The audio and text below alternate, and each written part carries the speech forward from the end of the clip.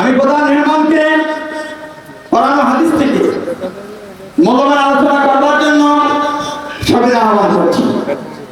যারা পাশে ঘোরাফেরা করছি এলোমেলো ভাবে আমি অনুরোধ করছি আপনারা বসে পড়ুন, সামনে জায়গা করে দেওয়া আছে, পরিবেশ শান্ত রাখুন এবং অপরটি বছর জায়গা করে দিন।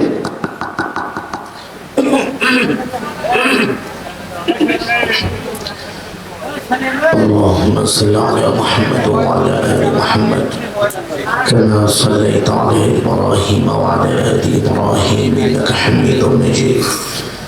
اللهم بارك على محمد وعلى آل محمد كما باركت على إبراهيم وعلى آل إبراهيم إنك حميد مجيد. سبحان الله وبحمده سبحان الله العظيم. মনিটর গুলো বাড়ান, মনিটর ইকো দেন, ঢিলে দেন, আওয়াজটা ভাসবে ভাসবে, আরো বাড়ান, ঢিলে বাড়ান, ঢিলে বাড়ান, full sound, full sound, monitor আর পিকের চাপে, এই মনিটর দুইটা বাড়ান, দুইটা বাড়ান, এখান থেকে দুইটা বক্স এদিকে ঘুরাই দেন মঞ্চের দিকে, যাতে আরো মনিটর হয়, আরো মনিটর আওয়াজটা ভাসবে, আওয়াজটা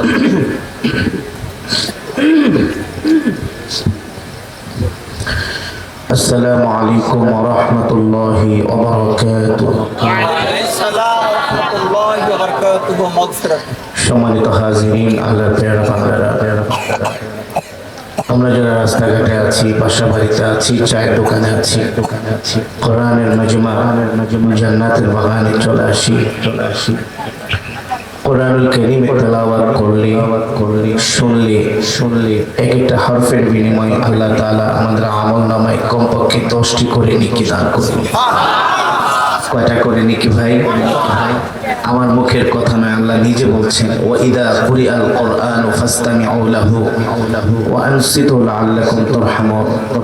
যখন তোমাদের সামনে কোরআন পড়া হয় তখন তোমরা চুপ করে কান লাগিয়ে কোরআন শোনো, এতে করে আমি আল্লাহ তোমাদের উপর রহমত নাজিল করব। সুবহানাল্লাহ বলেন। অন্য আয়াতে আল্লাহ বলছেন, ওয়া ইযা তুলিয়াত আলাইহিম আয়াতুহু যাদাতুহুম ঈমানা। কোরআনে মাজিদের তেলাওয়াত শুনলে ঈমান বৃদ্ধি পায়। কি বৃদ্ধি পায় ভাই?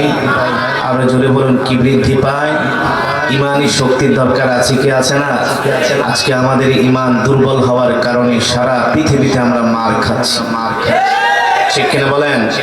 আজকে আমাদের ইমানি শক্তি দুর্বল হওয়ার কারণে আমরা বাংলাদেশেও নির্যাতিত।